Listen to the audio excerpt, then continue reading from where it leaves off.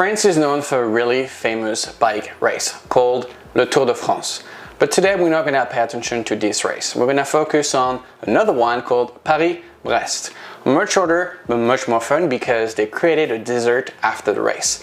A famous pastry chef was so fond of it in the early 1900s that they decided to create a delicious gâteau that looks like a bicycle wheel. Super original.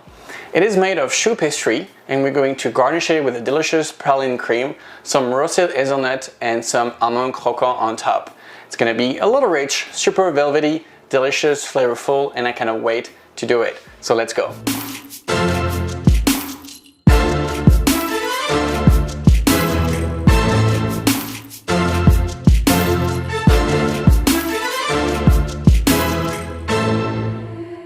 Alright, let's start working on the pâte choux, which is going to be the cake for the crown.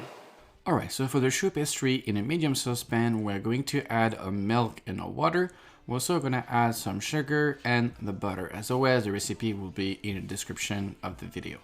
We're going to place that on the heat on medium-low. We don't want this to boil or worse to attach to the bottom of the pan. Then we're going to add the salt and the flour. Make sure you sift it. It's always better when it's sifted. And we're gonna start to bring it all together. So we're gonna use a spatula, wooden spatula, or any type of, until it kind of like comes into a bowl. You wanna make sure you cook it out because there's flour and the taste of raw flour is the worst. So when it's fully combined and you have obtained a beautiful dough, we are going to place it in a stand mixer with the whisk attachment. And we're gonna start beat it to remove all of the air so it comes back to pretty much room temperature. We are now going to start adding our eggs. The reason why we cool the dough is because we don't want those eggs to overcook inside of the dough.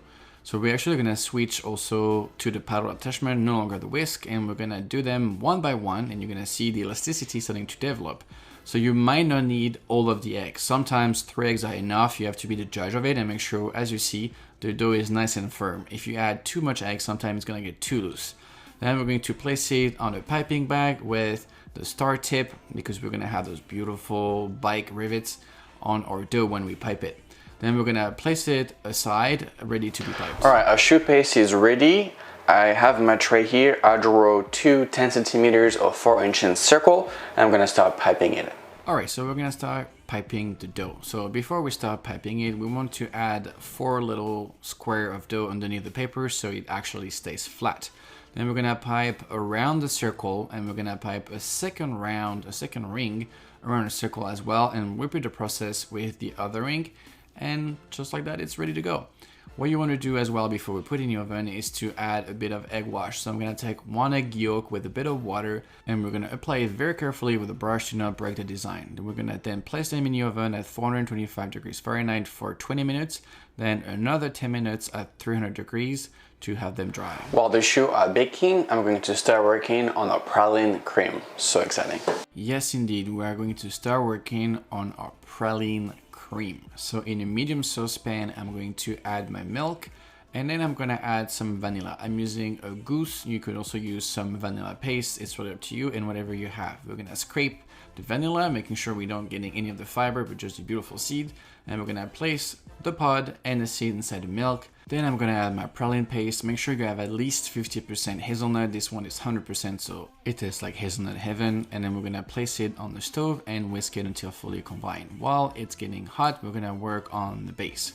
So in a medium bowl, I'm going to place my egg yolks and my sugar, and we're going to blend the sugar and the egg yolks. So you're going to see the mix is going to start to get a bit more pale while you emulsify it. Then we're going to add the corn flour and the regular flour, and we're going to make sure it's fully combined by whisking it, and you're going to obtain a really thick paste. But we want to loosen that paste a little bit. So I'm going to add some of our hazelnut milk over our egg flour mix, and we're going to whisk it. So you're going to see it's going to start releasing some of the thickness. It's going to be super loose, and I'm going to be able to add that back into the pot because we need to start cooking our delicious hazelnut praline mix. Also, please make sure you cook the mix on low heat because it may burn and attach really easily. So please whisk all the time. I beg of you, do not stop whisking until it's fully cooked. When so, place it into a sieve because we want to extract all the remaining impurities or any little parts of flour, whatever that could stay. We want to make sure that mix is super smooth. Once you're done with that, we want to start cooling down this as soon as possible because we are going to fold some cream to obtain a beautiful smooth mixture. So we're going to place it into a container. I've added some plastic wrap underneath and on top. It's very important there's no air in between. I will create a skin and we definitely do not want that.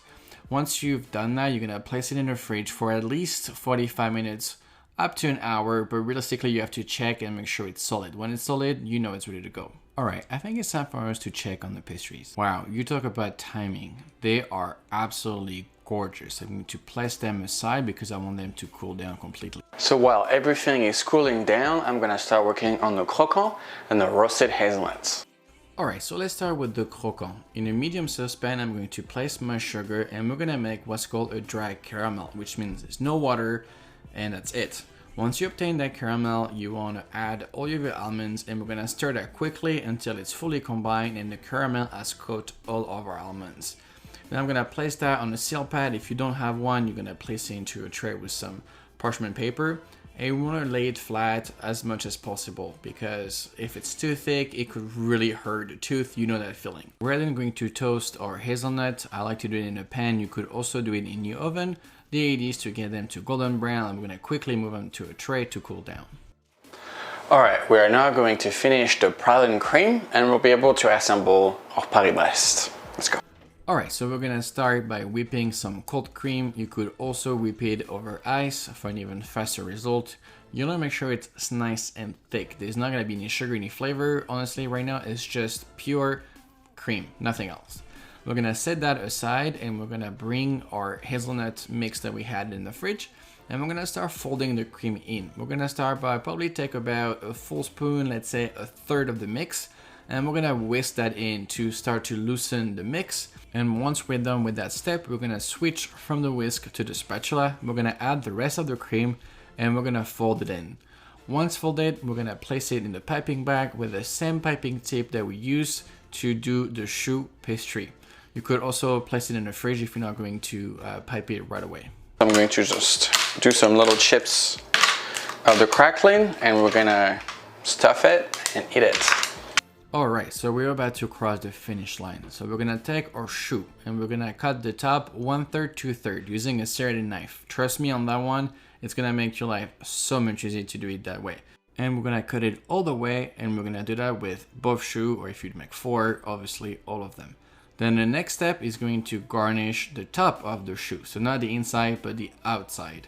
So we're gonna take our choux, we're gonna place it in a plate so it's not so messy, and we're gonna design a ring all around the crown per se, and we're gonna garnish that ring with some of our almond croquant. So make sure it's actually all over because we wanna make sure that every single bite tastes the same.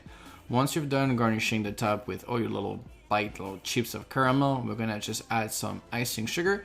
And do not be afraid to go to town when it comes to icing the top of your Paris-Brest. That's the look. You want to make sure it's covered and do not be scared of hiding those caramel chips. That's the look. And we are now going to start working on the bottom, the base of the choux. So I'm going to take my choux and I'm going to garnish it with our praline cream. In terms of design, it's really up to you and how comfortable you are with the piping tip. You can go around, you can go back and forth. You can also pipe some dollops, up to you. At the end of the day, it's going to be delicious and fantastic. I'm gonna then do my final step, which is garnishing that cream with the roasted hazelnut that we've done a little bit before. And we're gonna crown the king with the top, and we're about to be ready. I mean, come on, check this out. They look incredible. I'm super happy with them. As always, if you enjoyed this recipe, please like, comment, and subscribe. I always appreciate your support. If you look at the description below, you'll find the recipe as always, and let me know what you want to see me doing next. This is going to be very messy when I'm trying it out, so I will probably not be able to talk to you, so I will see you on the next episode.